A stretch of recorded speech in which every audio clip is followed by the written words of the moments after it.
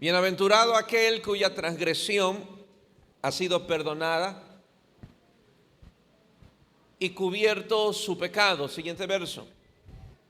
Bienaventurado el hombre a quien Jehová no culpa de iniquidad y en cuyo espíritu no hay engaño.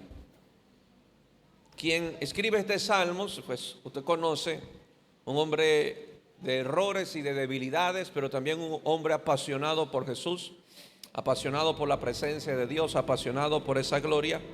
Él escribe, posiblemente lo experimentó, y lo digo de esta manera, y más que una experiencia, lo creyó.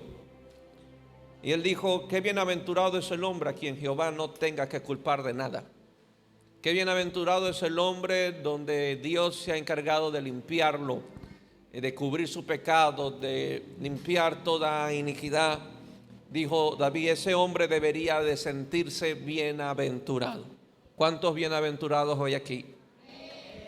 Así que dile que a tuyo, en vez de sentirte culpable y condenado, en vez de sentirte con vergüenza, deberías sentirte bienaventurado.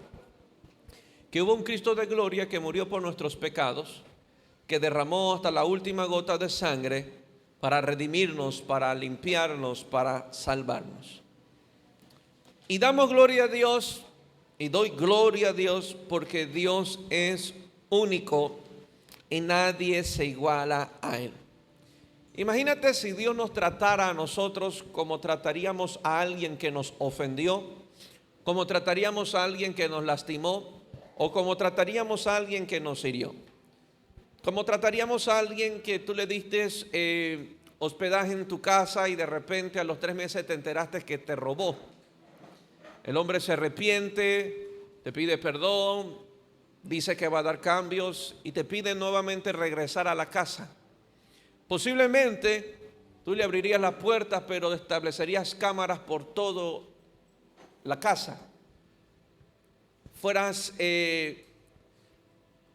más enérgico, más radical en cuanto a la seguridad de tu casa. Pero Dios no es así. Dios no es así como nosotros. Diga conmigo: gracias, Señor, porque no eres como nosotros.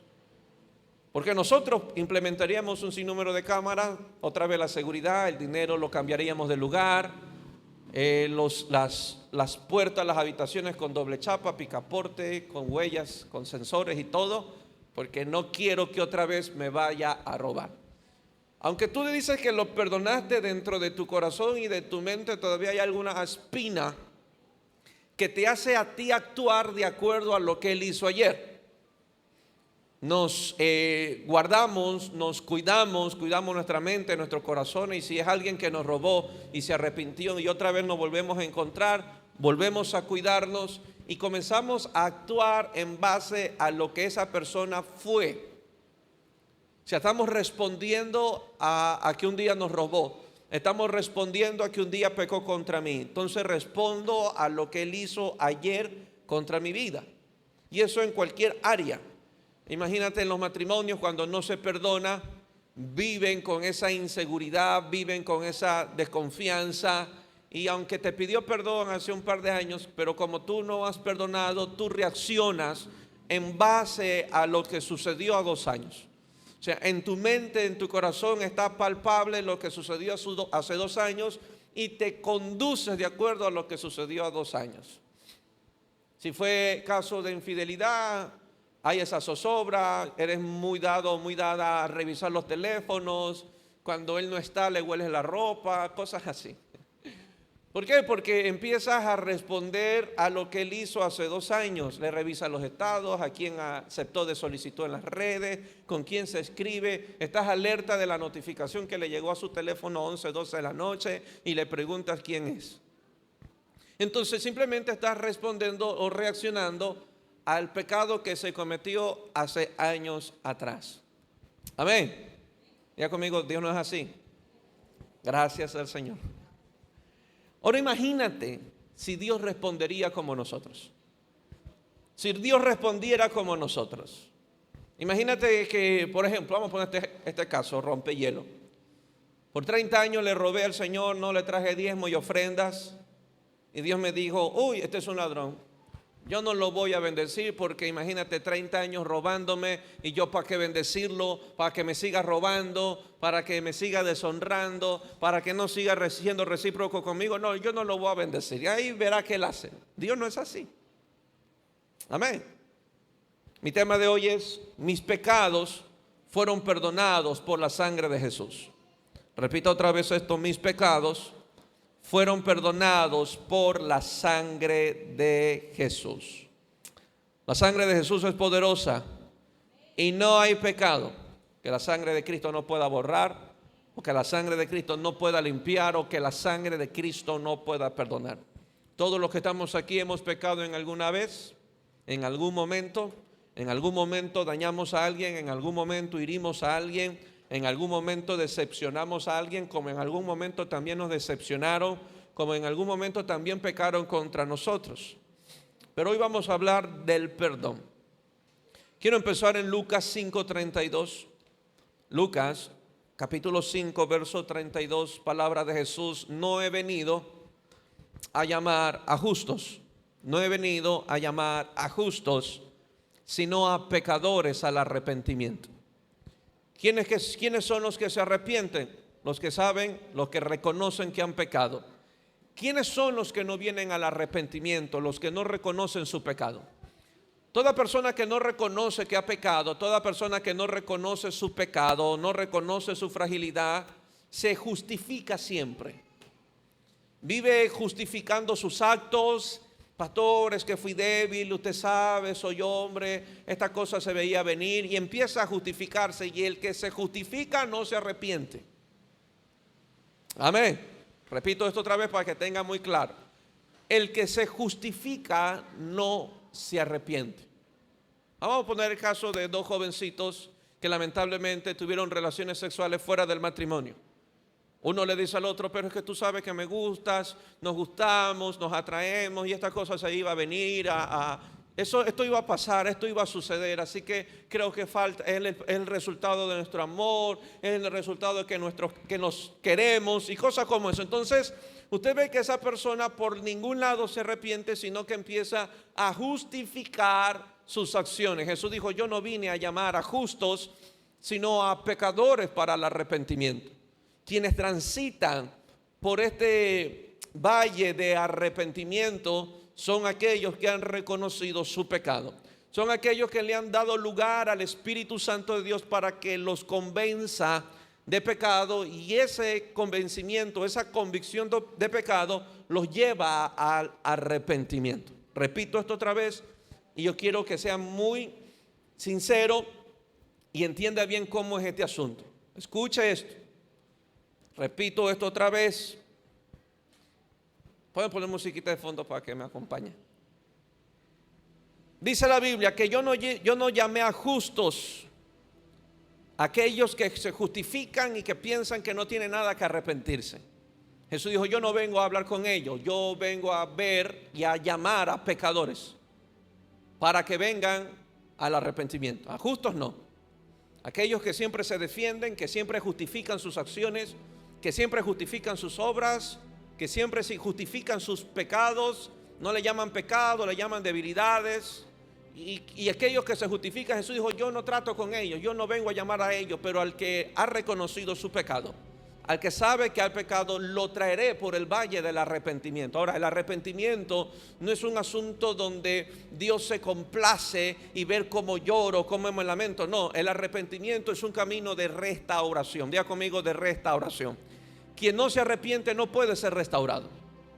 Repito esto otra vez: quien no se arrepiente no puede ser restaurado. El arrepentimiento me lleva al camino de la restauración, donde puedo, por la gracia de Dios, y yo quiero que me preste atención a esto porque es muy importante lo que voy a enseñar.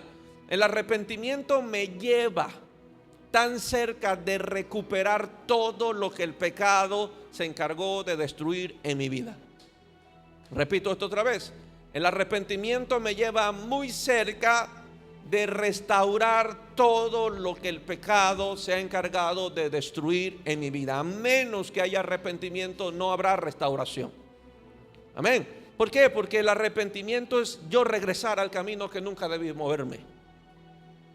Si pecamos eventualmente, y lo digo de esta manera, el que peca, tal vez en algún pecado escandaloso, cualquier tipo de pecado, evidentemente dejó a Dios ya hace rato. Oraba, pero perdió comunión, perdió relación, perdió sensibilidad, no podía escuchar a Dios, escuchaba sus pasiones, su latido, entonces perdió a Dios hace rato.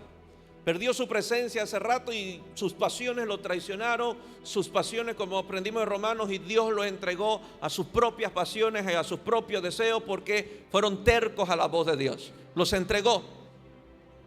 ¿Me explico?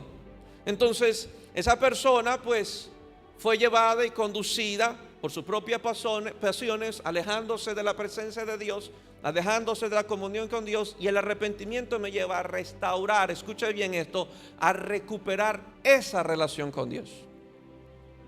No un puesto en la iglesia, no una posición. Si tu deseo después de haber pecado es recuperar un puesto, estás muy mal, no te estás arrepintiendo. Si después de tu pecado lo que buscas es una posición en la iglesia, que te vuelvan a colocar en ese de líder, o que tu economía vuelva a ser restaurada, no te has arrepentido de verdad. Porque lo que nos debe de llevar al arrepentimiento primero es recuperar mi relación, mi sensibilidad a la voz de Dios, esa pasión. Y hasta que yo no recupere eso, debo de arrepentirme verdaderamente. Así que el arrepentimiento es necesario para todo aquel que peca. Es indispensable, porque es el que me lleva al camino de la restauración, donde mi relación con Dios es restaurada. Ahora, no habrá arrepentimiento a menos que el Espíritu de Dios nos convenza. El Espíritu de Dios no viene a obligarme a arrepentirme. El Espíritu de Dios viene a convencerme que he pecado, para llevarme al arrepentimiento. Si yo no tolero y no permito la voz del Espíritu Santo de Dios, lo único que haré, escuche esto, lo único que haré es asustarme de los efectos del pecado, pero no es arrepentimiento. Porque alguien puede pecar y después estar llorando. Y no está llorando porque pecó, está llorando por el resultado que dejó el pecado. Se asustó, está confundido, está turbado, ya no sé qué hacer, y empieza un sinnúmero de pensamientos. ¿Y qué va a decir la gente? ¿Qué va a decir mi familia? ¿Qué va a decir el pastor? ¿Qué va a decir en la iglesia? Y están llorando y están medio nerviosos y medio a escondidas y medio de lejos, y ya no quieren venir a la iglesia. No están arrepentidos, tienen miedo del efecto que le dejó el pecado. Si salen lágrimas por esas cosas, no es arrepentimiento, es el miedo de lo que tendrás que enfrentar. El Espíritu de Dios no viene a convencerme de cuáles son las consecuencias de mi pecado, sino el Espíritu de Dios viene a convencerme de que he pecado. ¿A dónde? Donde yo me arrepiento ante Dios, le doy la cara a Dios y enfrento mis consecuencias. Eso es arrepentimiento. Arrepentimiento no es alejarme, achicopalarme, resentirme, irme de lejito, me da miedo, me da vergüenza. Eso no es arrepentimiento. Lo que te dio es miedo. Te asustaste del resultado que te dejó el pecado. Eso, estás asustado, nada más. Pero el arrepentimiento es: confieso mi pecado, sé que pecó y enfrento mis decisiones. Porque lo más importante, escucha esto, lo más importante no es cuidar tu figura pública. Lo más importante es cuidar tu relación con Dios, aunque tu figura pública quede tachada. No es, ¿qué va a decir la gente de mí? Eso no es lo que debe de importarte. Lo que debe de importarte es tu relación con Dios. Que la gente diga lo que quiera. La gente va a hablar, haga bien o hagas mal. Siempre va a comentar. Pero lo que debe de importarte a ti en un arrepentimiento es recuperar su presencia, su voz, esa sensibilidad, aunque tu figura pública sea criticada, sea murmurada. Si te importa la figura pública, pues actuarás mal. Jesús deja claro: yo vine por pecadores, por aquellos que se dejan convencer por el Espíritu Santo que han pecado, porque es la única forma de que regresen a mí. El cielo sabía que el pecado era lo que mantendría a la humanidad lejos de su Creador. Cuando alguien peca o viene a donde mí, confiesa su pecado, siempre le pregunto: ¿desde cuándo no oras? ¿Desde cuándo dejaste de orar? ¿Desde cuándo dejaste de leer la palabra? ¿Desde cuándo dejaste la comunión? ¿Desde cuándo dejaste esa pasión? Ah, pastor, ya tiempo. Ok, ese es el resultado. El quien deja a Dios cae bien fuerte. Dígale que está al lado tuyo, ni a ti ni a mí nos conviene dejar a Dios. Porque lo que nos mantiene santos y rectos es el Señor. Y separado de Él, nada puedo hacer. Separado de Él nos secamos. Separado de Él nos podrimos. Separado de Él nos vamos a secar. Pero si queremos caminar una vida santa, recta, apégate y no te desprendas por ningún motivo. El hombre no tiene poder alguno para ser libre del pecado. Ni usted ni yo tenemos el poder alguno para ser libre del pecado, los lazos del pecado. Por eso fue necesario que Jesús descendiese a la tierra, cargar en nuestros pecados, tomar en nuestro lugar para poder perdonarnos, salvarnos. Mateo 1:21, abrimos la Biblia. Mateo 1:21, mire lo que le dijo el ángel. Y dará a luz un hijo y llamará su nombre Jesús, porque él salvará a su pueblo de sus pecados. Él venía como un salvador y era salvar a su pueblo de sus pecados, cosa que toda la humanidad está bajo la influencia del pecado. Así que Jesús venía a vencer el pecado, a destruir el pecado, para que la humanidad que creyese en Él fuera libre de esta carga de opresión del pecado. Amén. Lo hemos venido diciendo, en el ayuno lo confesamos, lo enseñamos, que hemos sido rescatados de una vana manera de vivir, de una vida de pecado, para ahora vivir para Dios. Amén. Así que eso lo vengo diciendo ya rato. Entonces Jesús nos muestra, o el ángel nos muestra, que Jesús venía con un propósito: salvar a su pueblo de su pecado. Ahora, entienda usted que el pecado en nada asusta a Dios. El pecado en nada decepciona a Dios. El pecado en nada entristece a Dios. Jesús ya lo venció. Dios no paga las consecuencias de tu pecado. O sea, Dios no paga las consecuencias de mis pecados. El único perjudicado al pecar somos nosotros. Dios no es perjudicado. Dios sigue siendo Dios, Él sigue siendo santo, Él no pierde su santidad, Dios sigue siendo honrado, Dios sigue siendo adorado, pero los únicos perjudicados al momento de pecar somos nosotros. Dios nunca se movió del huerto del Edén, quien se movió fue Adán y Eva. Jesús nunca se movió de su asignación, quien se movió fue Judas. O sea, el pecado siempre nos mueve del lugar donde Dios quiere que estemos o que permanezcamos. Así que el único perjudicado al pecar somos nosotros, nadie más. Dios no. Dios sigue siendo amor, Dios sigue siendo santo, Dios sigue siendo bueno, Dios sigue siendo misericordioso, y el pecado de la humanidad no desgasta el amor de Dios. El pecado de la humanidad no desgasta la santidad de Dios. El pecado de la humanidad. Justo esta semana enseñaba en la Casa de Luz y les decía que la mujer del flujo de sangre culturalmente era catalogada como inmunda. Había una ley donde una mujer con continuo flujo de sangre era ya inmunda, por ende tenía que estar fuera del contacto físico con alguien. Ella no podía estar en una iglesia, no podía estar en lugares públicos, porque si ella lograba tocar a alguien o tocaba a una persona, ya era catalogada como inmunda, y empezaban los insultos, el desprecio, a tirarle piedra. Pero lo que me encanta de esta mujer, que actuó en fe, sabiendo que no podía estar en lugares públicos, sabiendo que no podía tocar a nadie, sabiendo que había una ley contraria a ella. Sin embargo, ella toma riesgos. Me voy donde está Jesús, porque oyó, dice la Biblia, que oyó de Jesús y dijo: si solamente tocar el borde de su manto. O sea, ella se atrevió a hacer algo contra la ley. Podía la ley caer encima en ese día, pero ella fue contra la ley. Si solamente yo toque el borde de su manto, sana seré. Todo el mundo pensaba que si esta mujer tocaba a alguien, esa persona quedaría inmunda, pero ella solamente creía que si ella tocaba a Jesucristo, su santidad lo iba a cambiar a ella, su poder la iba a transformar, su poder la iba a sanar. Los sucios somos nosotros, el santo es Él, y a usted y yo nos conviene acercarnos, no alejarnos. Tu suciedad, mi suciedad, la inmundicia de cualquiera no va a dañar a lo absoluto a Dios. No va a dañar en lo absoluto su presencia. ¿Acaso que Él va a dejar de descender porque tú fallaste o porque tú pecaste? No, más bien con más ganas va a descender porque tú necesitas ser cambiado, tú necesitas ser transformado, tú necesitas ser liberado. Imagínate, el pecado de la humanidad no separó más al cielo de la tierra, sino que el pecado de la humanidad atrajo a Jesucristo a la tierra para morir por nuestro pecado y salvarnos de ese pecado.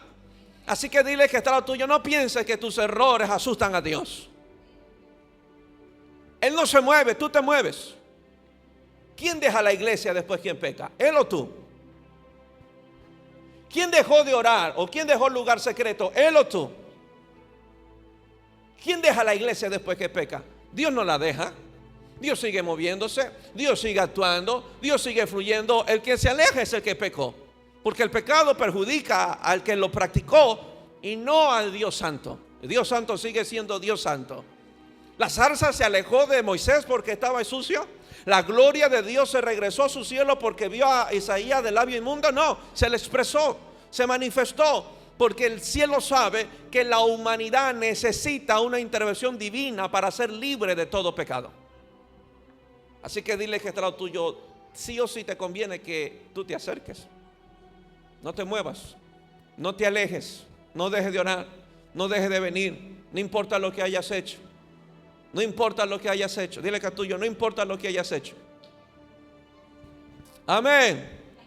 Pastor, es que pequé, fallé, me metí las 4, me voy de la iglesia. Es interesante que sí dejan al Señor por un hombre, pero no quieren dejar al hombre por el Señor. Qué ironía de la vida. Señor, me voy de la iglesia, pero me mantengo con el marinovio. Pero no puedo terminar una relación con tal de recuperar a mi Señor. Así es el pecado del sucio, haciéndonos creer que nos va bien si yo me alejo de Dios. No, te va a ir mal, muy mal. Te vas a secar y recuperarlo cuesta. El que ha fallado y el que ha caído sabe cuánto cuesta regresar al lugar. ¿Cuánto cuesta? A alguien le puede tomar años volver a levantarse, volver con esa libertad a amar a Dios. Así que diles que hasta lo tuyo, no juegues con el pecado. Recuerda que ese pecado llevó a tu Señor a la cruz. No juegues con lo que llevó a Jesús a la cruz. Y dará a luz un hijo y llamará su nombre Jesús, porque Él salvará a su pueblo de sus pecados. Era el poder de Jesús que se desató para una mujer supuestamente inmunda, y esta mujer inmunda quedó sana y quedó salva. Sana y salva. Él no es afectado porque yo lo toqué, más bien Él se deja tocar. ¿Por qué? Porque cuando Él dijo, ¿quién me ha tocado?, los discípulos, Señor, aquí todo el mundo te toca. Todo el mundo te toca. Pero solamente una la tocó con fe. Y dependiendo cómo tú vengas a la iglesia y cómo tú te acercas a Dios, es que tú sacarás de Él virtud. Si tú no vienes con fe de que Él te puede restaurar, tú siempre vivirás achicopalado. Si tú no te acercas a Dios creyendo que Él lo puede restaurar, tú siempre vivirás en culpa. Lo que desata virtud del cielo a favor tuyo se llama fe. Esta mujer, con mucho amor y respeto, nadie padece de ese tipo de enfermedad. A nadie se nos ha llamado inmundos por ley, pero una mujer sucia, inmunda, tenía fe. Fe, donde ella dijo, si yo toco el manto del Señor, sana seré. No tiene nada que ver con la condición humana, con la fe en nuestro Señor Jesucristo. Alguien puede venir borracho, un drogadicto, una prostituta, pero si llegó con fe, lo único que tendrá del cielo es virtud de Jesús. Pero podemos estar 20 años en la iglesia y no venir con fe y no sacar nada del cielo. Podemos ser aquellos que tocan a Jesús pero no sacan nada de Jesús. Tocan a Jesús y no hay nadie se sana, nadie se restaura, nadie se levanta. Pero una mujer inmunda, porque todo el resto estaban puros, todo el resto sí podían tocarse, todo el resto sí podía estar en lugares públicos, pero una mujer inmunda, sucia, que no debía de estar ahí por ley, llegó con fe donde Jesús. Amén. Acércate a Jesús. Dile que a tuyo, acércate a Jesús. Primero, Jesús pagó el precio de mis pecados. Efesios 1:7. Efesios 1:7. Comprendo lo que se pasa por el pecado. La lucha es netamente mental. Un diablo que en lo posible hará que tú no te reconectes. He experimentado esas cosas, pero qué glorioso es Dios cuando su gracia y su misericordia siguen derramándose. No dejaré de predicar restauración, no dejaré de predicar misericordia. Efesios 1:7. En quien tenemos redención. La palabra redención es el pago por un esclavo para que sea libre. En quien tenemos redención por su sangre, el perdón, diga conmigo, el perdón de pecados, según las riquezas de su gracia. Qué bueno esto. ¿Qué nos muestra Efesios? Pablo nos enseña que Jesús pagó con su sangre el precio de mi libertad. Escucha esto, esto me maravilló. Lo que me dio libertad, escuche esto, lo que me dio libertad no fue la vida moral correcta de Jesús. Lo que me dio libertad no fue una vida recta de Jesús. No fue una conducta intachable de Jesús. Lo que me dio a mí libertad fue la sangre derramada en la cruz del Calvario. Una sangre santa, sin mancha. Esa sangre pura que se derramó en la cruz del Calvario y la que me perdonó. Nadie podía ser salvo por sí mismo y nadie podía ser restaurado por sí mismo. Pero tenía que venir un hombre imperfecto, un hombre intachable, a morir por en nuestro lugar y a derramar su sangre para limpiarnos de todos nuestros pecados. ¿Qué nos muestra el perdón? ¿O qué nos muestra Pablo? Que el perdón de pecados, escuche esto, a ver si después de esto se alegra y le da gracias a Dios. El perdón de nuestros pecados es la muestra de las riquezas de la gracia de Dios. El perdón de pecados es la muestra de las riquezas, diga conmigo, riquezas de la gracia de Dios. Porque es lo que dice Pablo, el perdón de pecados según las riquezas de su gracia. Él no está en bancarrota. Él no está en bancarrota, y mis pecados y el pecado de cada uno de nosotros no lo llevará en bancarrota, sino que Él es un Dios de abundancia, rico. Y cuando alguien peca y se arrepiente y se vuelve a Dios, Dios muestra sus tesoros. Dios saca su tesoro.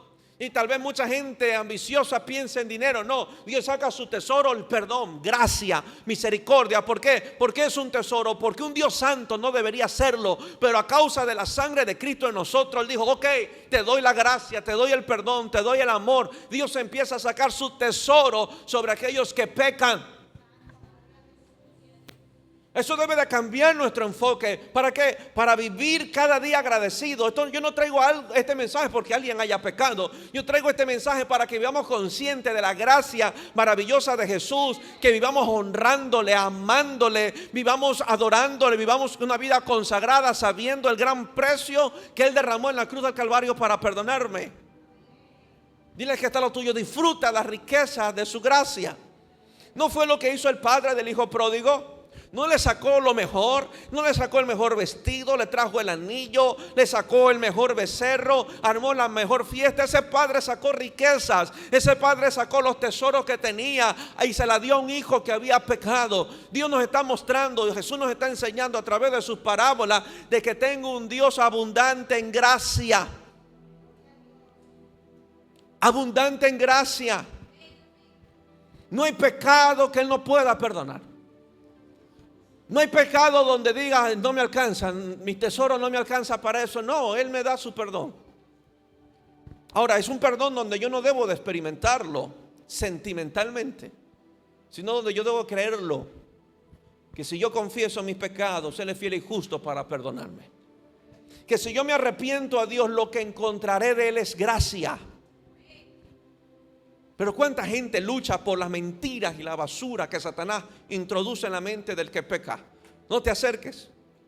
No lo busques, lo perdiste todo. Qué vergüenza, qué va a decir la gente, qué va a decir la iglesia. Ahora qué va a decir el pastor. Decepcionaste a uno, decepcionaste a otro. Mira cómo decepcionaste. Eres una vergüenza. Eso es el diablo predicando la vida de un creyente.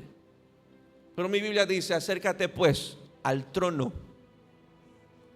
Acerquémonos pues confiadamente al trono de la gracia para encontrar misericordia, gracia para el oportuno socorro. Satanás no quiere que te acerques para que recibas gracia. Recibe la gracia de Dios. Esa gracia es perdón. Perdón. Sabiendo que ya Jesús murió hace 2000 años atrás, y que murió de una vez y para siempre por todos los pecados, aún sabiendo que el sacrificio ya se fue ejecutado, y aún nosotros, después de saber esto y pecar, yo debo acercarme confiadamente que ese sacrificio fue suficiente para todas las edades. Y esa sangre me sigue limpiando. Esa sangre no se ha secado.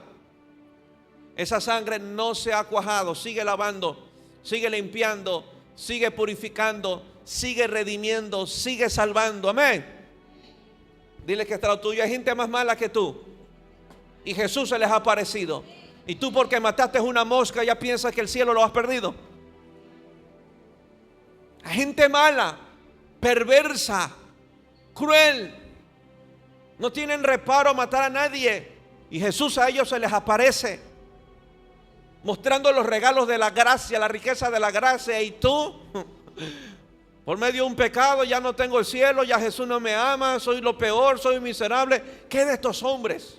Escuchar los testimonios como musulmanes se encuentran con Jesús en persona. Gente despiadada, gente sin corazón, mataba por placer, y a ellos Jesús se le aparece y dándole perdón. Usted no ha matado a nadie, y vivimos creyendo que lo perdemos todo.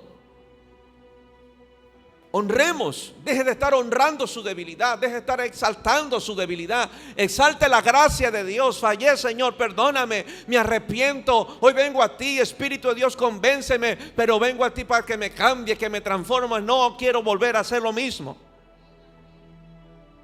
Y Dios saca sus tesoros. ¿No dice mi Biblia que Él no desprecia el corazón contrito y humillado? Él lo atiende de cerca. Lo atiende de cerca. Al altivo, al que no se arrepiente, al que cree que no hay nada de que arrepentirse, al altivo Dios lo tiene de lejos. Pero al contrito y humillado, Dios lo atiende de cerca. Amén. Su sangre es suficiente para perdonar y para limpiar. 2. Un Dios que olvida. Isaías 43:25. He conocido gente que todavía lidia con sus pecados pasados. Y no es un asunto de información, porque conocen versos, conocen Biblia. Es un asunto de fe, que no quieren creerlo. No quieren creer que ese pecado en el cielo ya no existe. No quieren creer que ese pecado ya fue perdonado. No quieren creer que la sangre de Cristo es suficiente. Dile que está tuyo. Ya deja con tu cantaleta de que es que yo hice esto y no me siento bien, y yo paqué, y yo pequé. Ay, es que si yo no hubiese hecho esto, si hubiese hecho caso. Ya deja, ese pecado fue borrado y limpiado en el cielo. Verso 25. Yo soy el que borro tus rebeliones. Ni siquiera es porque me ama, sino por amor a Él mismo. Yo entendí esto muy poderosamente, que el asunto del perdón, o el de tú perdonar, escucha esto, el asunto de tú perdonar a alguien no es un asunto de que si la persona se lo gane, es parte de mi amor a mí mismo. Repito esto, es parte de mi amor a mí mismo. No sé si a usted le gusta andar en paz, o si está acostumbrado al ruido. Para mí es fascinante encontrar paz. Paz. Otra vez estaba en la casa de alguien y me decía: pastor, desde que usted está visitando mi casa con la palabra encuentro paz y me siento bien. Sí, lo mejor, andar en paz. Ni el dinero puede comprar eso. Pero tener esa paz interna que solamente el Señor lo puede dar, no tiene precio. El yo perdonar a alguien es parte de mi amor, de cómo yo me amo. Dijo Dios: yo borro tus rebeliones porque me amo. Me amo a mí mismo. Y como me amo a mí mismo, no me acordaré de tus pecados. Me muestra Isaías que Dios no solamente perdona, sino que también olvida. Diga conmigo: olvida. Y estoy más que seguro que Él no me ama a mí más que lo que Él se ama a sí mismo. Yo estoy más que seguro que Él me ama a mí por el resultado de que Él se ama a sí mismo. Porque si no, Jesús nunca me dijera: ama a tu prójimo como a ti mismo. Quien me lo enseña es alguien que lo ha practicado siempre. El amor que Él me tiene hacia mí es el resultado de que Él se ama a sí mismo. Por eso Él llegó a la tierra a enseñarme: ama a tu prójimo como a ti mismo. Ese amor inmenso que Jesús nos da, que lo vemos en las Escrituras, ese amor inmenso que Dios nos expresa, es el resultado de que Él se ama a sí mismo. Entonces, el amor que yo muestro hacia mi prójimo y el perdón que yo doy hacia el que me agredió o al que me ofendió, es el resultado del amor que me tengo a mí mismo. Se lo explico. Dios se ama lo suficiente, escucha esto. Dios se ama lo suficiente como para guardar rencor.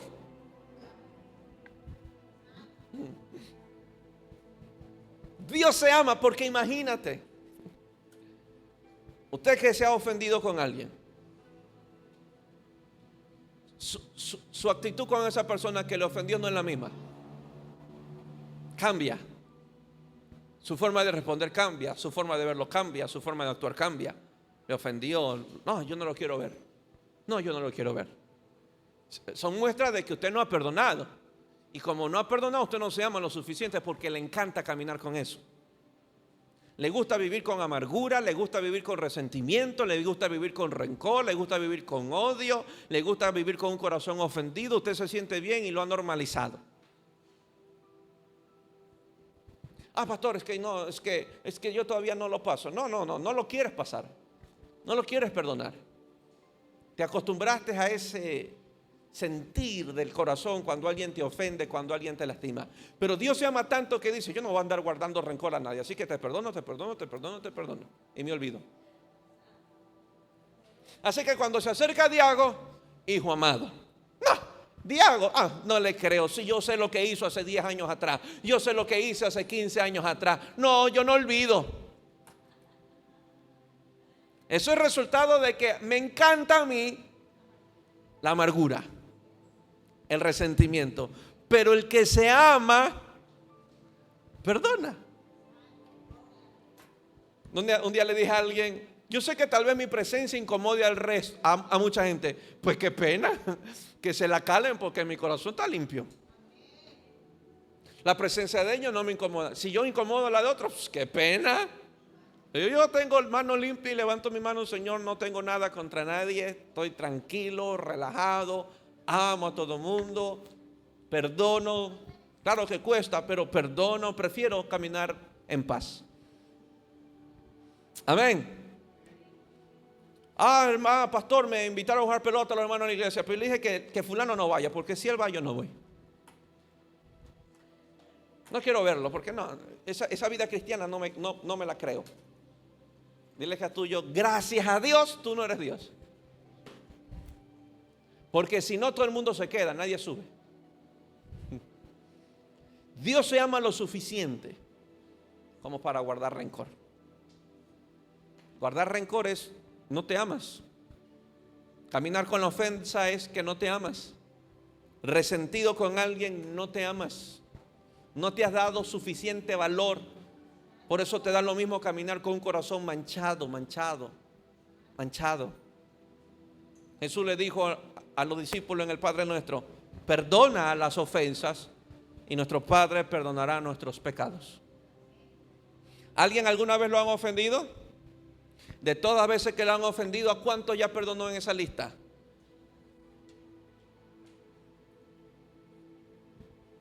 ¿Me entiende? Amén. Dile que está al lado tuyo, hermano, ámate. Suelta esa ofensa. No, es que yo no le creo a la hermana. Mira cómo habla. Y se vuelven tan... Miren, le enseño esto. Cuando usted ya está su corazón dañado contra alguien, todo lo que haga esa persona, así sea bueno, para usted está mal.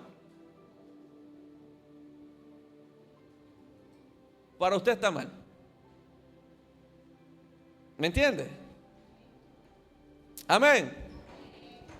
Vamos a poner ejemplo. Ven, Rebeca y Cale, venga. Hay que aprovecharla. Venga, Rebeca, venga. Hemos extrañado. Yo soy amigo de Calecito, pero ella me cae chancho, así. No la tolero ver, por ejemplo.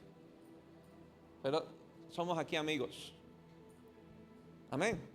Pero de repente, como yo estoy dolido con ella, ella siente todavía un cariño por él. Y de repente llega con un gran regalo hacia él. Yo no voy a pensar lo bueno. No, es que algo ella quiere. Y de a poco está llegando porque algo le va a decir. Y estoy más que seguro que estará hablando de mí. ¿O no es así que así pensamos cuando estamos podridos por dentro? Mira, ahora se lo quiere robar. Tras que me hace daño, ahora me quiere dejar sin amigo. Entonces, cuando el corazón ya está dañado contra alguien, todo lo que esa persona haga, así sea bueno, no la creo. Mañana viene con un regalo para mí, lo cojo, gracias, pero dentro de mí no te lo creo. Eres falsa. Pero bien que abres el regalo. ¿Me entiendes? Gracias. Así funciona cuando el corazón se daña. Miren, si nosotros no aprendemos a sanar el corazón, escuche bien esto. Si usted no aprende a perdonar y a sanar su corazón,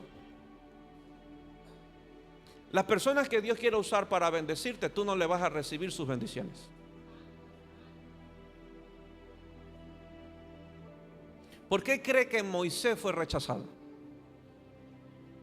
Porque el pueblo de Israel no aceptó que un asesino fuera su libertador. Entonces, cuando Dios lo presenta como libertador a Moisés, a Israel, no lo queremos. O sea, Dios puede tomar gente para ser de bendición para nosotros, pero a causa de un corazón herido y ofendido, todo lo que esa bendición de Dios haga para tu vida está mal. Así que dile que a tuyo no vale que te ofendas con tus hermanos, con tu pastor, porque el que pierde eres tú. El que pierde es el ofendido. Él es el que pierde. Amén. Amén. ¿Qué pasaría si Saúl le sacaría ventaja a David? Y honraría a David. Créame que Saúl tendría uno de los más fieles, grandes guerreros en su despacho. Pero como su corazón se ofendió, quería matarlo. No toleraba y no aceptaba que Dios estaba usando a David. Como el corazón se llenó de envidia y de celo, había que matarlo. Eso pasa cuando el corazón se daña y principalmente cuando tenemos gente que Dios está usando para bendecirnos. Amén. Así que dígale al que está al lado suyo: perdona, hermano, no te conviene estar ofendido. Ahora volteese y dile: hermano, si te he hecho daño, perdóname. Perdóname. Amén. Si yo le he ofendido, iglesia, perdón. Pero no se dañe, no se lastime, no pierda. Dios se ama lo suficiente como para guardarnos rencor o resentimiento. Dios te perdono. Yo no voy a andar con esa cosa en mi corazón. Me dijo Dios, te perdono. Mira, y hasta no sé qué hiciste. Yo hasta me olvido, me dice Dios. Me olvido de lo que hiciste. O sea, qué lindo Dios, ¿no? Deberíamos aprender de ese carácter. De ese carácter. Fue lo que Dios le enseñó a José al ver nuevamente a sus hermanos. Los mismos que los traicionaron. Los mismos que lo vendieron. Dios se los pone al frente de ellos.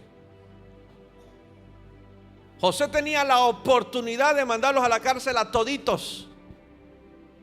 Pero José se muestra y le dice: hermanos, tranquilos, aquí les tengo un lugar, los voy a bendecir. Les tengo comida, no les va a hacer faltar nada, los voy a poner en la mejor tierra, en Gosén. Es un hombre que perdonó.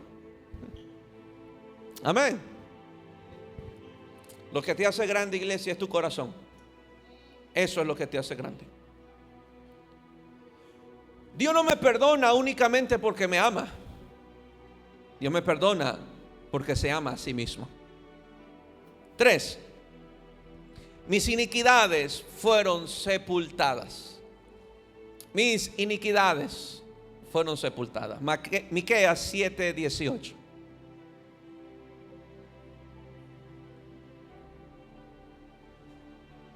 Miqueas 7:18.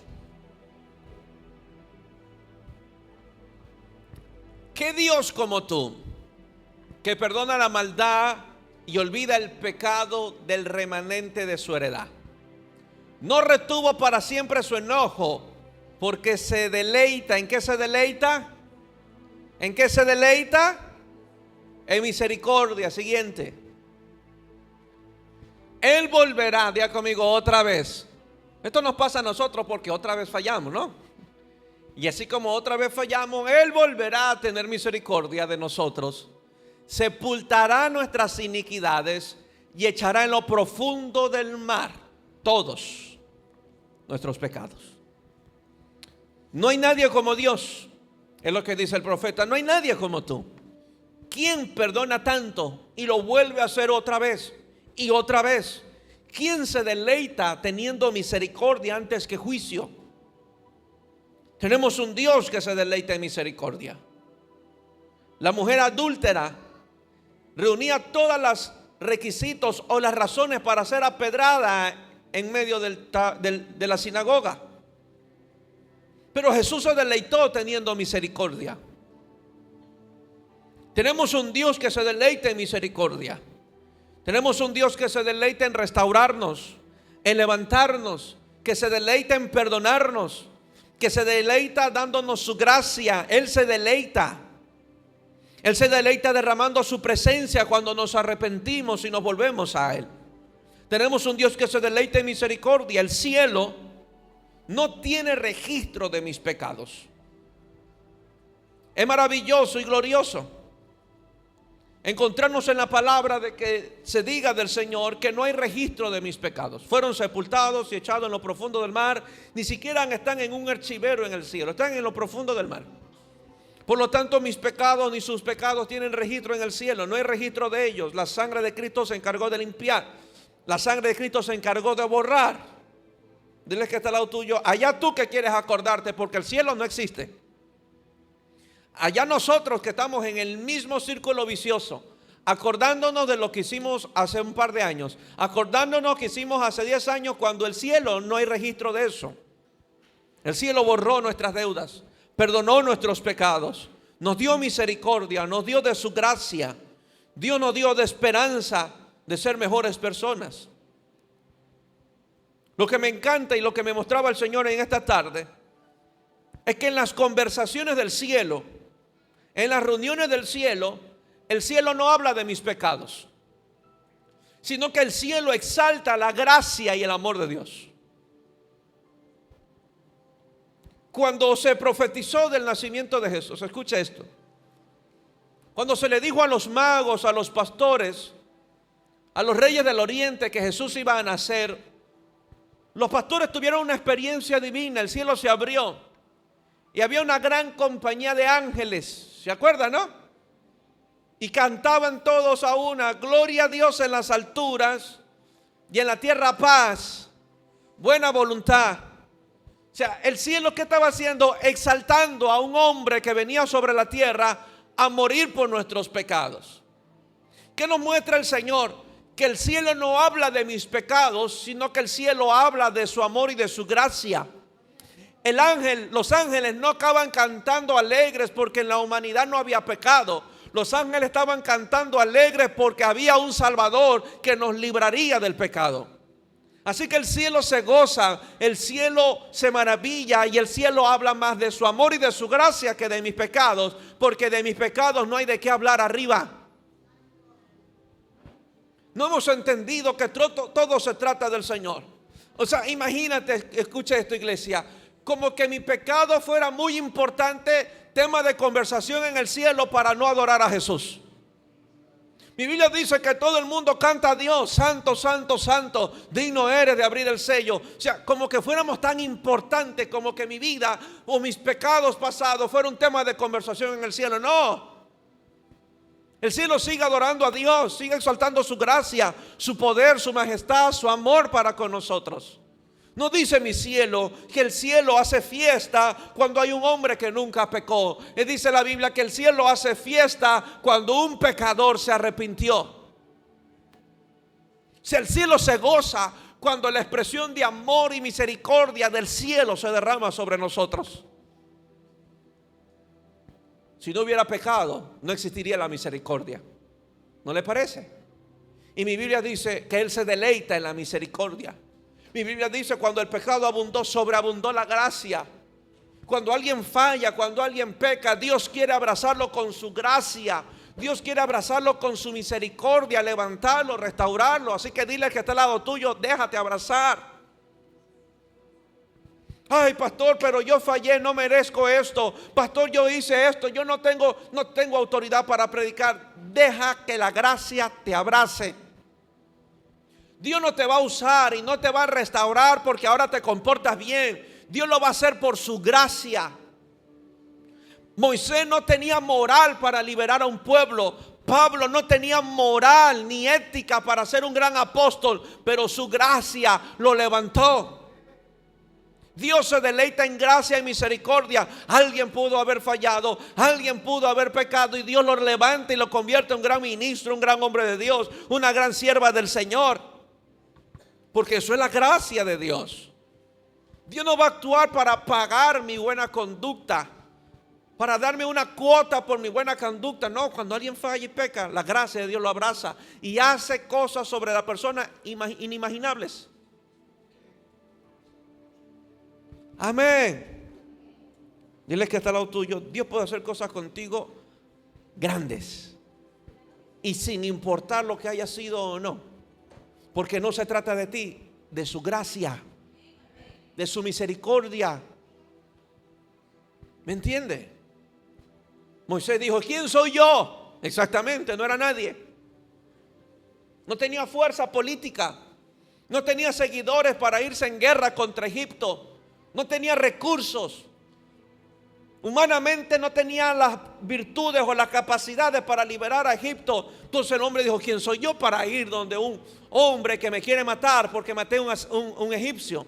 ¿Quién soy yo para ir a un imperio cuando yo vine huyendo de él? Y Dios le dijo, no eres tú, soy yo. Gracia, diga conmigo, gracia. Así que déjese abrazar, iglesia, por la gracia de Dios. Tu pecado arriba no es tema de conversación. Lo que es tema de conversación de Dios es su amor. Su amor. El cielo no tolera las acusaciones. Lea Apocalipsis, que dice del cielo, y cuando el acusador fue echado fuera el acusador de los hermanos fue echado fuera, llegó la libertad, llegó la victoria, llegó la salvación, llegó la esperanza, llegó el poder, llegó el reino. Dios no tolera la acusación. Al diablo fue echado del cielo, el acusador de los hermanos. Así que dile que la tuyo, suficiente el diablo que te acuse para que tú te sigas acusando. Dios no tolera la acusación, porque la acusación parte de los estándares del hombre. La acusación no existe para Dios. Lo que existe para Dios es gracia, misericordia.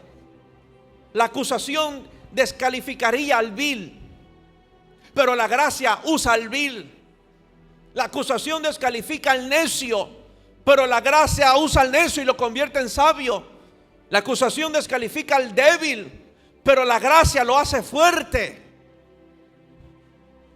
La gracia de Dios es maravillosa. Entrégate a la gracia de Dios. Eso no se trata de su conducta, si eres o no eres capaz, si eres fuerte o no eres fuerte, si eres débil o no. Esto se trata de que Él es grande, su gracia y su misericordia van a levantar una iglesia poderosa. El cielo no tiene registro de mis pecados. El cielo no habla de mis pecados. sino que habla de la gracia y del amor de Dios. Era Simón el fariseo quien acusaba a una mujer, pero es la gracia y la misericordia que le decía a esa misma mujer que estaba siendo acusada: esta mujer me amó mucho y muchos de sus pecados son perdonados. La acusación no viene del cielo, es del mismo infierno y trabaja con la religión. La acusación o el acusador no cree en la gracia de Dios. El que señala no cree en la gracia de Dios. Lo digo de esta manera: el que acusa es un desgraciado. Es una persona que no ha experimentado la gracia de Dios, porque el que experimenta la gracia de Dios no tiene moral para acusar a nadie, porque él también estaría en el mismo saco. ¿Cómo yo pudiera acusar a un hombre que falló, o un hombre que pecó, o a un ministro que falló, o un ministro que no cumple sus cualidades como ministro, como oficio, cuando yo tampoco debería estar aquí? ¿Me entiende? ¿Quién soy yo para sentarme a juzgar y yo determinar quién debe y quién no debe? ¿Quién soy yo para decir quién es y quién no es? Porque lo mismo pasó con nosotros, lo mismo pasó conmigo. ¿Quién era yo? Habían otros mejores, más espirituales tal vez, pero a Dios le plació. Su gracia me alcanzó. Dios me dijo: vamos a levantar una iglesia del reino. Pues aquí estamos, para las que sean. ¿Me entiende? Deja que la gracia te abrace. Deja que la gracia maneje el timón de tu barco y que Él te lleve a los más grandes planes y perfectas maravillas de Dios. No resista la gracia de Dios. No le digas a Dios cómo usarte. No le digas a Dios cómo actuar contigo. No le digas a Dios cómo levantarte. Deja que Él lo haga. Así que dile que a tuyo no le digas no al pastor. Deja que Dios lo haga. A uno lo pongo de a propósito a predicar, porque sé que es cuando orarían más, porque dependerían más. Hasta se ayuna, así que predique. Y sé que cuando experimentan eso, el corazón es alado. Y yo lo que te estoy ayudando es te empujo para que estés más cerca. Debes darle gracias. ¿Viste? La gracia de Dios es maravillosa. Yo quiero jalarlo donde yo he experimentado la gracia de Dios. Yo quiero que usted vea, que experimente la gracia de Dios. No resista, no se resista. Crea en el Señor, que su gracia es maravillosa. Dios puede hacer contigo cosas inigualables. Dejarle la boca cerrada a los envidiosos, tapar la boca de los leones. La gracia de Dios es maravillosa. Cuarto, nos dio vida estando muertos. Colosenses 2:13. Nos dio vida estando muertos. Estábamos muertos. 2:13 de Colosenses. Y a vosotros, a mí, a ti, estando muertos estábamos en pecados. Muertos. ¿Qué muerto pide salvación? Ninguno. Escuche esto me gustaría predicar como el domingo yo aquí, largo. Pero Jesús no vino en respuesta a la oración de alguien. Estábamos muertos. ¿Qué muerto habla? ¿Qué muerto clama? Estábamos muertos, estando muertos en pecados. Y en la incircuncisión de vuestra carne os dio vida juntamente con Él, perdonándoos todos los pecados. Diga conmigo: todos. Los de hoy, mañana y tal vez después de unos años también. Todos los pecados. Y escuche esto: anulando. Vaya, pues se me fue. Sí, que se me viró la hoja aquí. Anulando el acta de los decretos que había contraria contra nosotros, que nos era contraria, quitándola de en medio, clavándola en la cruz. Imagínense la tabla de los mandamientos.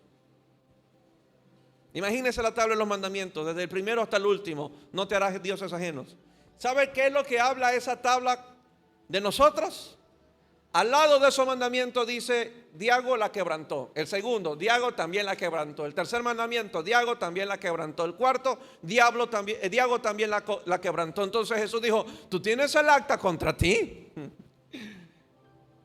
Pero Jesús tomó mi lugar y anuló esa acta que era contraria. Esa acta que me acusaba. Llegó Jesucristo y dijo, yo la rompo, la clavo en la cruz. Desde ahora te declaro libre. Desde ahora te declaro una nueva criatura. Eres la justicia de Dios en Cristo Jesús. Eres amado, eres más que vencedor. Eres heredero y coheredero con Cristo. Desde ahora no eres lo que la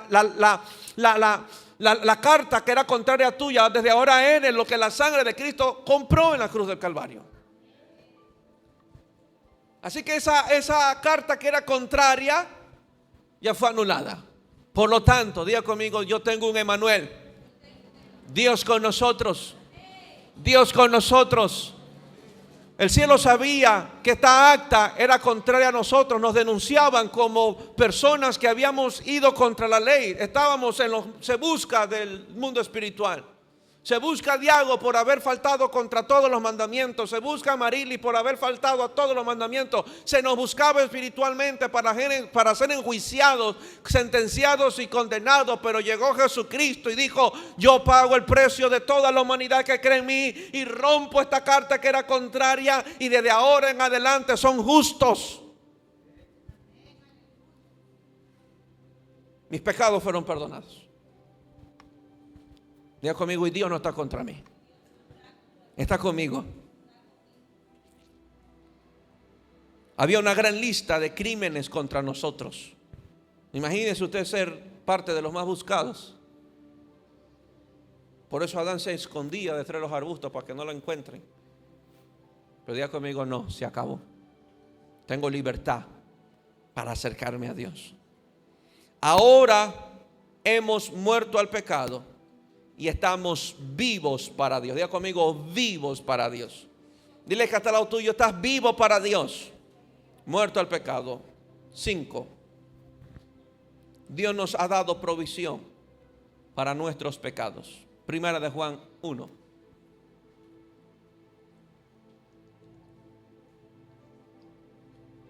¿Puedes poner vasijas rotas? ¿Dónde está? DJ, vasijas rotas.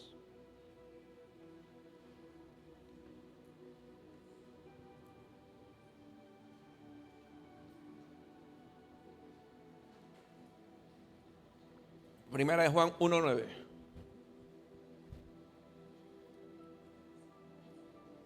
Tenemos. Si confesamos, alza la mano el que nunca ha pecado en su vida. Todos pecamos. Si confesamos nuestros pecados, Él es fiel y justo para perdonar nuestros pecados y limpiarnos de toda maldad. La solución a nuestros problemas. Él es fiel y justo. Damos gracias a Dios porque Él es fiel y Él perdona. Dios nos ha dado la provisión. Fue la expresión de Abraham en aquel monte cuando no había cordero que sacrificar. E Isaac le pregunta, Señor, papá, ¿dónde está el animal? ¿Dónde está el becerro de sacrificio? Abraham le dijo, Dios proveerá.